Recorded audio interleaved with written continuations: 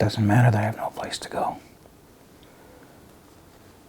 Still gotta get up and get moving. Every day. They downsized me, so we downsized to this. At least there's a roof over our head. We never wanted to be business people. It's the technology that we were passionate about. You just get thrust into this role where you've developed this technology, and all of a sudden it's a business. All of a sudden it's a corporation. All of a sudden you have 40,000 employees and you're a billionaire. And the business side is obviously important, but the more that takes over, the less time you get for the technology. How do you solve that?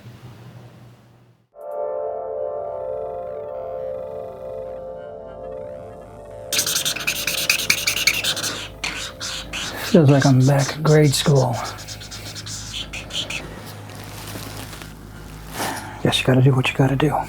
By 2017, the march toward automation wasn't the stuff of science fiction anymore, it was fact. The monstrous assembly line robots of years past had been replaced with machines that had fine motor skills that rivaled the humans. 47% of jobs were lost within the next 5 years. That's 2.5 billion people out of work. It's a tidal wave. All the non-employer businesses like Uber and Airbnb, they just accentuated the slide. Uber drivers took over for cabbies. Soon, Uber drivers got replaced by self-driving cars.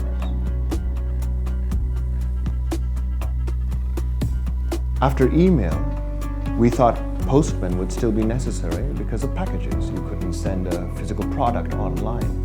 Then, 3D printers started rolling out. Amazon came up with drone delivery. Airship distribution centers. Where's your postman now? And what we need now are jobs, because we've looked to leaders of industry, we've looked to the politicians, and no one has solutions. Ban the bots! Ban the bots! Ban the bots! Ban the bots! But Karl Marx was right. Not about everything, but he saw a day coming when automated industry would free human beings from conventional work. He was a little off on the timeline, but a little over a century later, and we're here. What John Maynard Keynes called technological unemployment. There's no more work. Not much, anyways. If there were bread lines, the bread would be baked by automatic bakeries. When there's a riot, human police aren't on the front lines anymore. In a capitalist society where common man owns nothing, we had nothing. And that's why.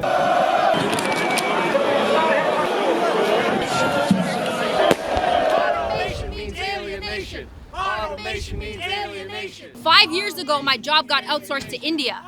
Then when I finally got a job, it got automated. Where's the work? Where are the opportunities? Universal basic income was an idea that was supposed to work. I mean, it did work in all its test cases. Mincome in Manitoba, Oakland and Finland. It had support from across the political spectrum. Until the voices that shouted down minimum wage shouted harder at minimum income. After we eliminated most of our frontline production staff, we realized that it didn't have to stop there. We began to look at other areas within the organization where we could make efficiencies. I think it was Weary who said it first, as a joke, I think. But, like, why not? It wasn't a joke. I mean, if you think about what a chief executive officer's job is, it's to maximize the value of the entity, to give the shareholders the biggest ROI. It's policy, it's strategy. Now, a human being, they're doing that through a mix of facts and instinct. But an automated system has something greater than instinct. It has every financial deal, every business decision, every fact, every figure, all of that, right at its proverbial fingertips. Just like automated trading systems revolutionize the stock market, automated executives will revolutionize how we do business from the top down. Meet C3O. It's probably not as impressive as an old guy in a three-piece suit, but way more efficient. And it fits on a USB key. Does it actually work? It's been running our business. For how long? For the last year. Who's going to buy all the products when there are no more jobs? Unless the 1% need a lot of widgets. Though, with this C3O, I guess there'll be a little less of that 1%.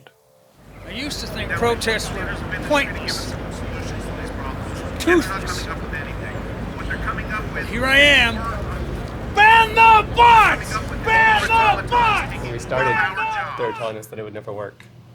Executives were considered in the top 9 of irreplaceable jobs, that you still need a human being to be the face of the company for press conferences, quarterlies.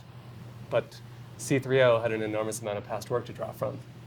Natural language processing lets it draft the message. Speech synthesis means that it can still be on the quarterly update call. And the best part? No more huge salaries. All those millions we used to pay to a human CEO, that money is going back to the shareholders. Why would you choose anything else?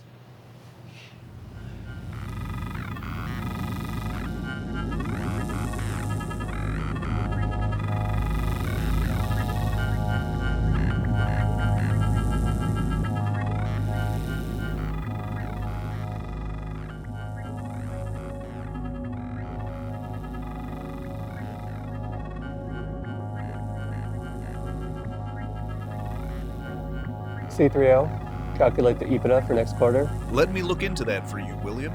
Next quarter's EBITDA is expected to be over 30.